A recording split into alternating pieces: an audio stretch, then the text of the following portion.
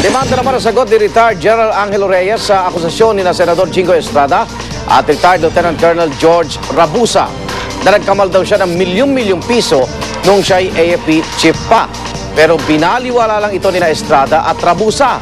Saksi si Sandra Aguinaldo.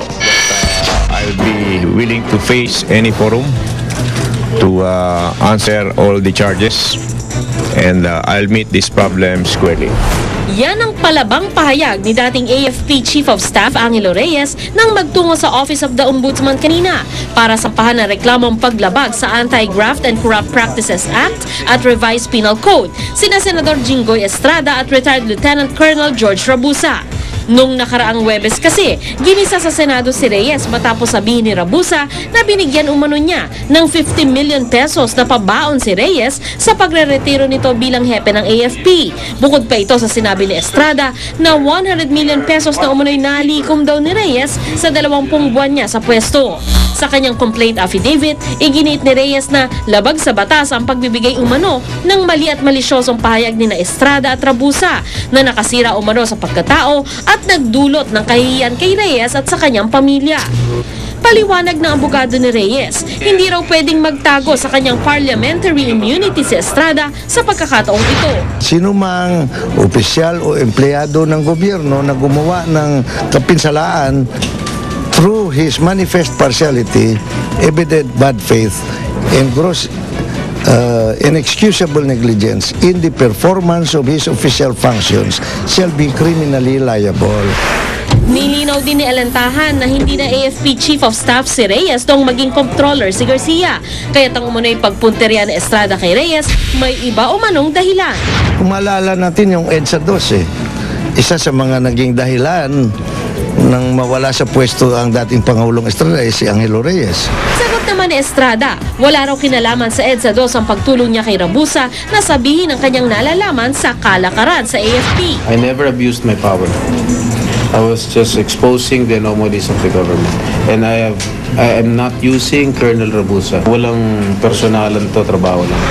Giit pa ni Estrada, sakop daw ng parliamentary immunity ang naganap na pagdinig, kaya tingin niya wala raw mararating ang kaso ni Reyes. Si Rabusa naman, natawa na lang sa isinampang reklamo ni Reyes laban sa kanya. Tinawagan ako ni Senator Jinggoy kanina eh. Sinabi ko sa kanya eh. Sir, dinimanda tayo ni ano. Alam ko, sabi niya, kaya kita tinawagan eh. Bayaan mo yan, sabi siya. Plano naman ng Senate Blue Ribbon Committee na ipatawag ang lahat ng mga naupong Chief of Staff mula pa nung panahon ni dating Pangulong Cory Aquino. Sandra Aguinaldo ang inyong saksi. Sa gitna naman ng tensyong politikal sa Egypt, may nakatabi ng 50 million pesos na emergency fund ang gobyerno sakaling kailanganing ilikas ang mga Pilipino roon. Pero panawagan ng ilang kaanak ng mga OFW sa Egypt, pauwi na ang kanilang mga mahal sa buhay sa lalong madaling panahon. Narito po ang report. Ilan lang ito sa mga mararahas na tagpong nasaksihan sa mga nakalipas na araw sa Egypt. Libo-libo ang nagtungo sa kalsada para hingi ng pagbaba sa pwesto ni Egyptian President Hosni Mubarak na 3 dekada nang namumuno. Ngayon, unti-unti nang bumabalik sa normal ang sitwasyon sa Cairo. Gayunpaman, bantay sarado pa rin ang mga otoridad. Dagsa na rin sa Cairo International Airport ang mga dayuhang ayaw maipit sakaling muling sumiklab ang tensyon. Ang ating Department of Foreign Affairs tiniyak na nakatutok sila sa kaligtasan ng mahigit 6,000 Pilipino roon. May nakatabi na rin daw na 50 million peso emergency fund ang gobyerno para ilikas ang mga kababayan natin sa Egypt papuntang Israel, Libya or Jordan sakaling lumala ang sitwasyon doon. We are coordinating with these governments also to try to provide safe passage to our Filipinos in the event of an evacuation. Pero ang bunsong anak ni Violi Vergara na si Lovelyn na nurse sa isang ospital sa Egypt, labis nang nangangamba. Hindi okay dito. Huwag kayong maniwala sa sinasabi ng gobyerno na may ginagawa sila. Walang gobyerno dito binubumba na. Yun ako, na-hysterical na ako kagabi. Gayon din si Bonggan Chore na Sabado pa raw huling nakausap ang panganay na si Adel Grace na nurse din sa Egypt. Kung sino man po ang pwedeng tumulong, lalong-lalo na kay Presidente Noynoy, gawin po sana nila yung mabilisan na hakbang.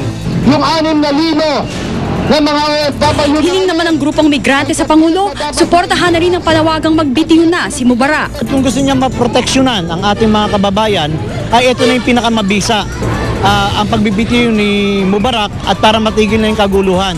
Pero sagot ng DFA, kung makikialam ang Pilipinas sa politika ng Egypt, baka ang mga kababayan naman daw natin ang mapag-initan.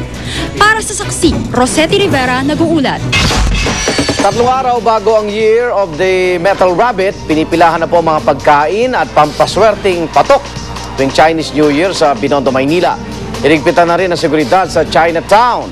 Saksi si Micaela Papa. Abot kalsada na ang pila sa isang sikat na bilihan ng tikoy at hopya dito sa Binondo, Maynila. Bestseller ang white tikoy na nasa 110 pesos hanggang 230 pesos depende sa laki. Paniwala kasi ng mga Chinoy, ang paghain ng malalagkit na pagkain sa pagsalubong sa New Year ay magresulta sa pagiging mas malapit ng isang pamilya. Patok na rin ang mga abubot na pampaswerte umano, tulad ng gabing ito na pinaniniwala ang magdadala raw ng paglago sa negosyo. Ang negosyong yari sa pinya at kiat-kiat naman, pampalaki na ng kita, pantaboy pa umano ng masasamang espiritu. Pero ang pinakamabenta raw ang charm bracelets na mabibili sa 150 pesos. Patok din ang maliliit na gintong pampaswerte na nasa 30 pesos bawat isa. Mga Chinese lang po ba bumibili niyan? Pati yung mga Pinoy din, gumagaya na rin. Bakit po sa tingin niyo pati yung mga Pinoy nakikigaya? Hindi ko alam kasi gusto rin nila sigurong suswertehin. Wala namang masama makipag-celebrate, di ba? At saka pangalawa, ito naman hindi naman ito puro pagkain lang i-celebrate natin. Parang isang get-together din sa pamilya. Sa tansya ng Manila Police, hanggang 30,000 raw ang inaasahang makikidiwang sa pagsalubong sa Chinese New Year. Kaya naman simula pa nung Sabado, todo alerto na ang MPD. Pero paalala rin nila, maging alisto sa mga mananamantala sa gitna ng kasiyahan. Siyempre, number 1 is awareness. Aware tayo sa sarili natin, aware tayo doon sa mga pupuntahan natin. Ako si Micaela Papa, ang inyong saksi. At sama-sama natin saksihan, recruiter ng 6 na babaeng nagpanggap na madre sa airport, tinutugis na. International singing sensation Charisse may dinedate nga bang foreign singer? Album na may pirma mismo ni Elvis Presley tampok sa koleksyon ng isang Pinoy avid fan. Balitang hatid na nag-isang liga ng katotohanan. Sama-sama nating pagiging saksi.